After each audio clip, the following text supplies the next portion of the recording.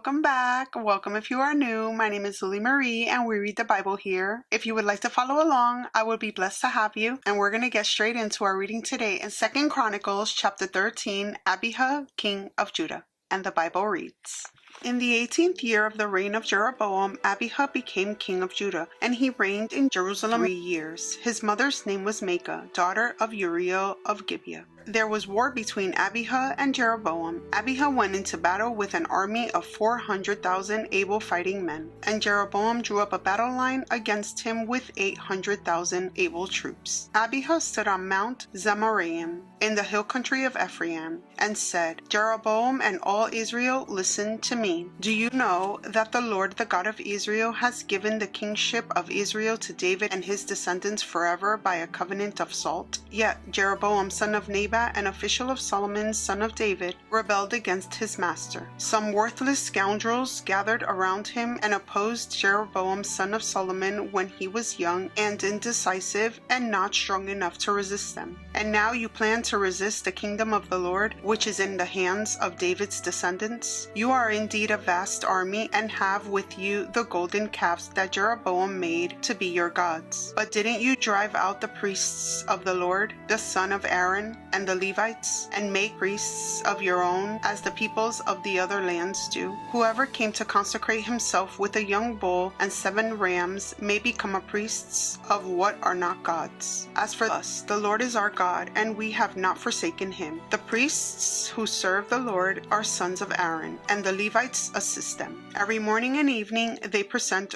burnt offerings and fragrant incense to the Lord. They set out the bread on the ceremonially clean table and light the lamps on the gold lampstands every evening. We are observing the requirements of the Lord our God, but you have forsaken him. God is with us. He is our leader. His priests with their trumpets will sound the battle cry against you. People of Israel, do not fight against the Lord, the God of your ancestors, for you will not succeed. Now Jeroboam has sent troops around to the rear, so that while he was in front of Judah, the ambush was behind them. Judah turned and saw that they were being attacked at both front and rear. Then they cried out to the Lord. The priests blew their trumpets, and the men of Judah raised the battle cry. At the sound of their battle cry, God routed Jeroboam and all Israel before Abijah and Judah. The Israelites fled before Judah, and God delivered them into their hands. Abijah and his troops inflicted heavy losses on them, so that they were 500,000 casualties among Israel's able men. The Israelites were subdued on that occasion, and the people of Judah were victorious because they relied on the Lord, the God of their ancestors. Abijah pursued Jeroboam and took from him the towns of Bethel, Jeshanah, and Ephron, with their surrounding villages. Jeroboam did not reign power during the time of Abijah, and the Lord struck him down and he died. But Abijah grew in strength. He married 14 wives and had 22 sons and 16 daughters. The other events of Abijah's reign, what he did and what he said, are written in the annotations of the prophet Iddo. 2 Chronicles chapter 14. And Abijah rested with his ancestors and was buried in the city of David. Asa his son succeeded him as king, and in his days the country was at peace for 10 years. Asa, king of Judah.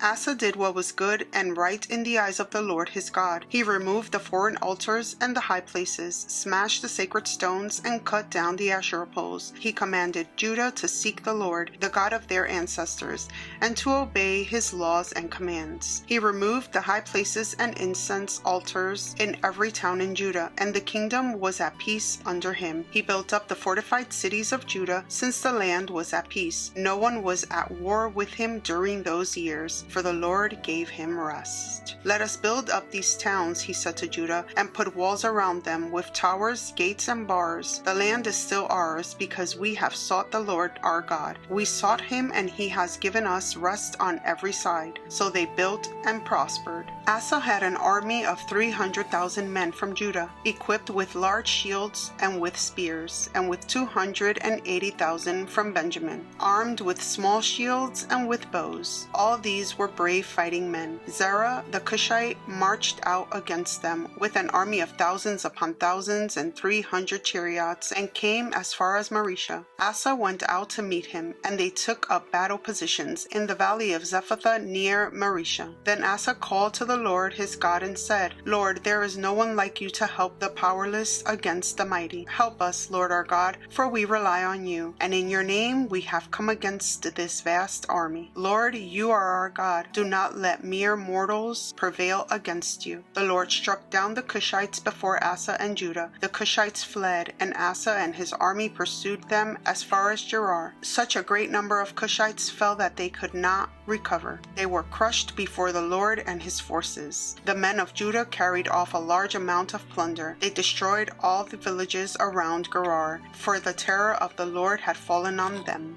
They looted these villages since there was much plunder there. They also attacked the camps of the herders and carried off droves of sheep and goats and camels. Then they returned to Jerusalem. 2 Chronicles chapter 15, Asa's reform.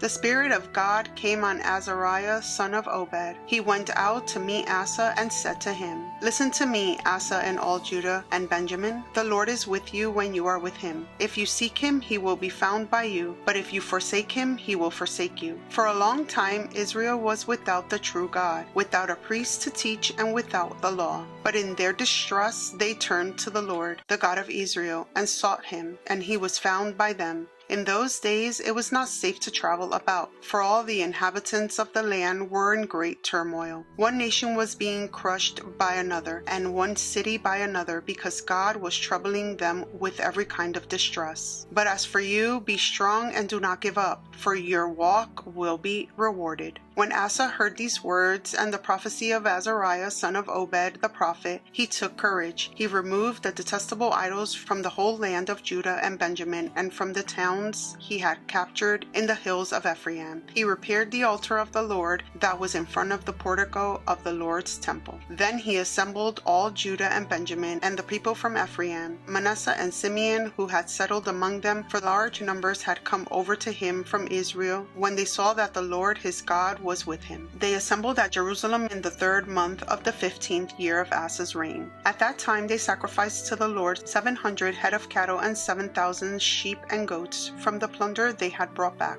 They entered into a covenant to seek the Lord, the God of their ancestors, with all their heart and soul. All who would not seek the Lord, the God of Israel, were to be put to death, whether small or great, man or woman. They took an oath to the Lord with loud acclamation, with shouting, and with trumpets and horns. All Judah rejoiced about the oath, because they had sworn it wholeheartedly. They sought God eagerly, and he was found by them. So the Lord gave them rest on every side. King Asa also disposed his grandmother Maacah from her position as queen mother, because she had made a repulsive image for the worship of Asherah. Asa cut it down, broke it up, and burned it in the Kidron Valley. Although he did not remove the high places from Israel, Asa's heart was fully committed to the Lord all his life. He brought into the temple of God the silver and gold and the articles that he and his father had dedicated. There was no more war until the 35th year of Asa's reign.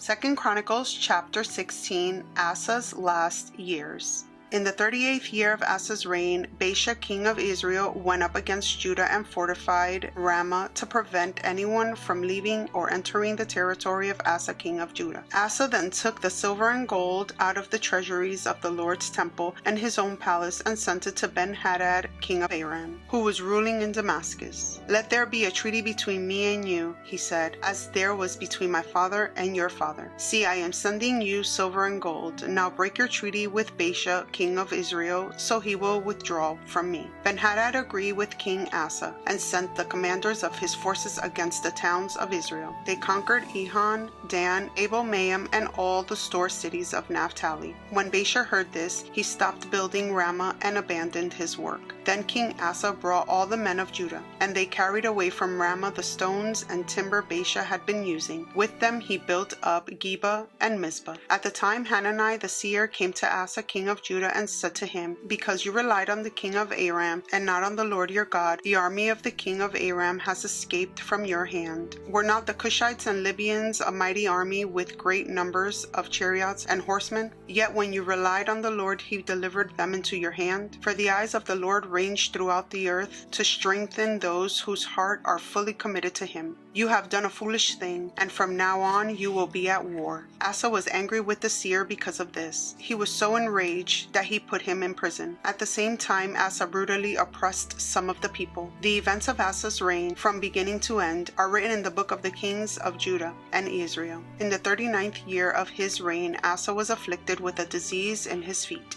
Though his disease was severe, even in his illness he did not seek help from the Lord, but only from the physicians. Then in the 41st year of his reign, Asa died and rested with his ancestors. They buried him in the tomb that he had cut out for himself in the city of David. They laid him on a bier covered with spices and various blended perfumes, and they made a huge fire in his honor. Thank you again for joining me in reading the Bible and devoting this time to the Lord. I look forward to seeing you in our next reading. Many blessings to you. Bye!